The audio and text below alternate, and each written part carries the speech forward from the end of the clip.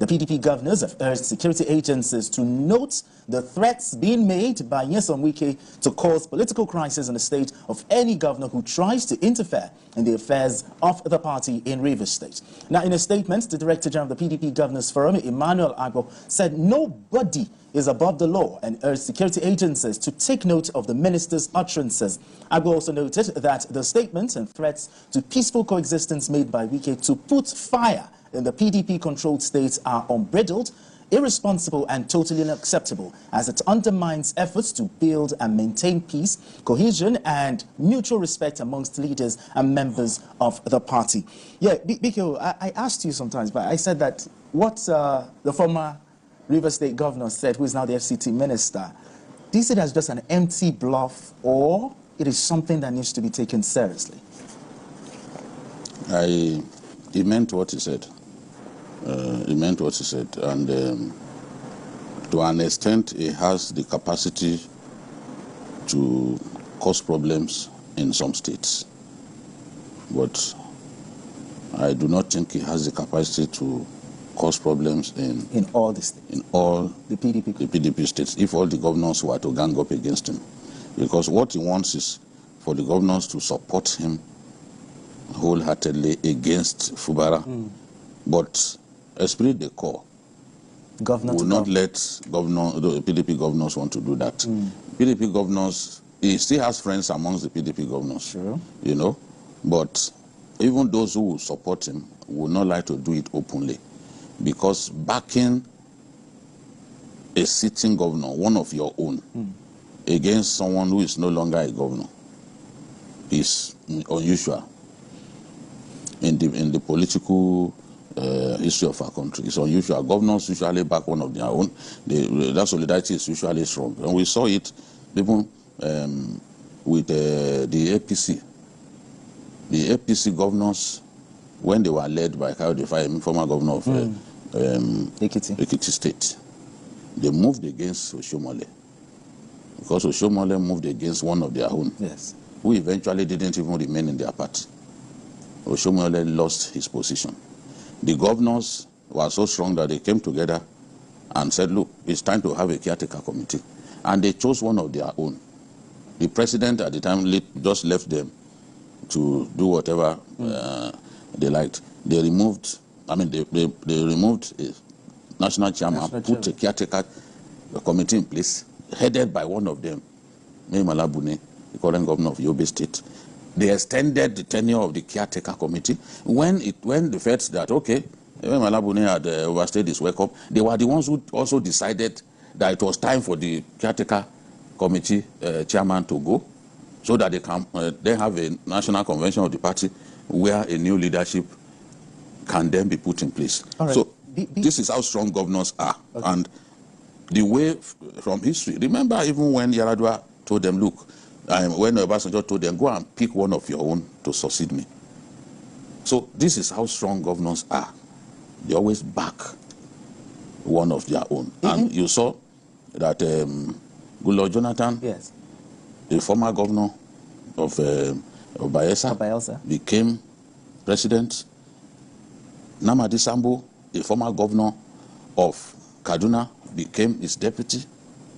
We can talk at length about how strong Nigerian governors are. So the point that I'm making is, it is not possible for him to put fire in every state. He's overreaching himself and punching above his weight category by saying, I can put fire. If all of them were to rise against him, how will he be able to? So, and that's why as somebody who likes him politically, okay, I like the fact that he has a good political brain. He is very methodical.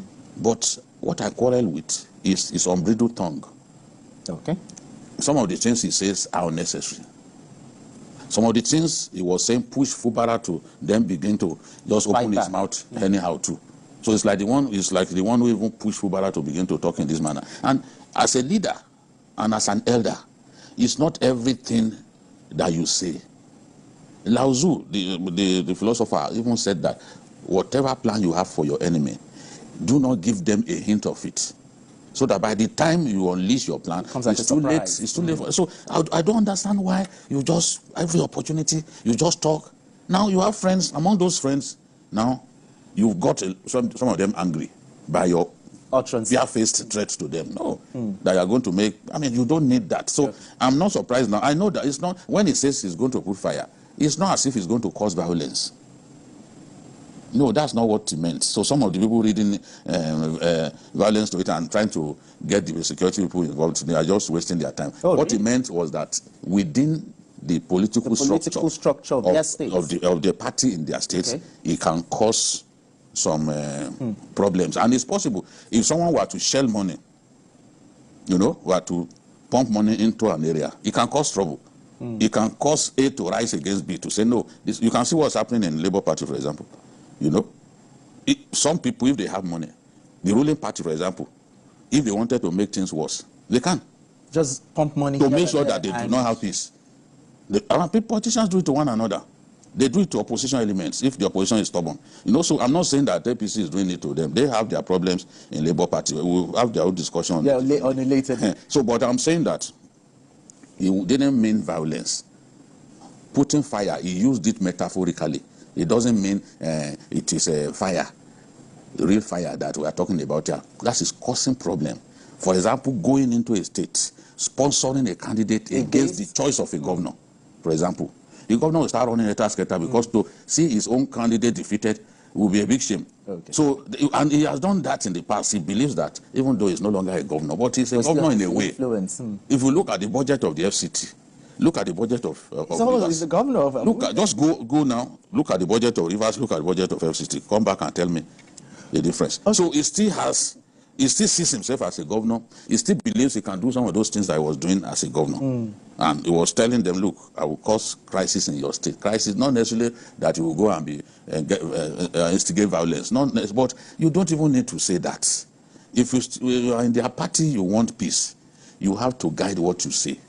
It's not everything that is desirable to say, that is sensible to say. All right, Majid, let me come to you now. The governors, BKO talked about advantage of these governors coming together. Now, the governors now coming together, rallying around the Rivers State governor. Is this coming too late?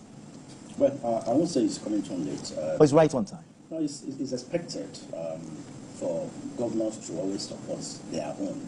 But in this case, Fubara is a weakling. I mean, as far as Rivers politics is concerned. And you see, if you don't have a hold on the machete, you don't ask the candidate. Okay, let me just hold that thought here. BKO, do you think the governor's coming to the aid of the Rivers State governor is coming too late here? I would not say it's too late. Or is right on time? It's in the context of 2027 politics, it's a bit far away, so I cannot say it's too late. A lot can still happen between now and that time. It is, we analyzed this some days back. It is the courts that will determine who carries the day in the politics of Rivers State. There are key issues that have to be decided. The matter of the defection, in inverted commas, of those House of Assembly members. If it gets resolved quickly in favor of the governor, he gains an upper hand. If it gets resolved in favor of those lawmakers, Fubara will then begin to run elter-skelter because he knows that there's no love lost between him and them. You understand? And he has not been able to woo them to his side. You know, so that means a lot of the decisions that he took with only 3 members of the House of Assembly, those decisions, it depends on the consequential order made by the court. Those decisions could amount to a nullity at the end. So I think the courts have the final say on those matters, and whatever the courts decide will strengthen either of the contending parties. That's the way I see it. All right, Majid, let's talk solutions now. Elders, statesmen, they've tried to wade into this feud between the Rivers State governor and the minister, but with little or no result here. Now, what do you think will be the solution in sorting this out? Or do you think there will be no solution? One person will have to leave the party for another? Well, not really. It's all political calculation, and I listened to Wike while addressing delegates over the weekend. I mean, it was live on TVC, and he said the battle for the soul of the party is on, and he was addressing delegates that at the end of the day, people will know who is in charge of the structure of the party. as of today, wike controls the structure of the party in Rivers. But who is the leader of the party in Rivers as the governor? The governor is supposed to be the leader. But you see, where there is friction, Fubara should see Wike today as a bull in his Ikwere or Rumola shop. I mean, Rumola is a very popular street in Rivers. So if you push him too much, he can scatter the whole, and Fubara knows this. So now the battle for the soul of the party in Rivers. And recall that, while Buhari was there for 8 years, it was Wike that was funding PDP in most of the states of the federation where PDP didn't have governors. So those states are still very loyal to him. So it's not only in Rivers. And he's still doing that. He has his boys. He has his boys all over. So that's why he said he can cause trouble, not probably setting the state at Yes, not He has the capacity to cause trouble. But then people will ask, why will the president not call him to order? It is a PDP affair. Some are even saying that why didn't the DSA, if it was another person, the DSA would have called you and maybe have a conversation. But it's part of politics. That, if you are my enemy, you are making life difficult for me, I will respond in kind. I can create crisis within the party in the states. I can create a faction, for example. So if I have the resources, I can create a faction. And if I create a faction, you start running a task, you find it difficult to then unite the members of the party in the state. So that was what it meant, that those governors would not be able to sleep. They are the kind of crisis that it could cause. And the resources at his disposal will tell you that it's possible for him to create crisis in some states, but I don't think the capacity is there to create crisis in all of those states. The states of the north, for example, how do you go to Zamfara to create crisis for them? How do you do it?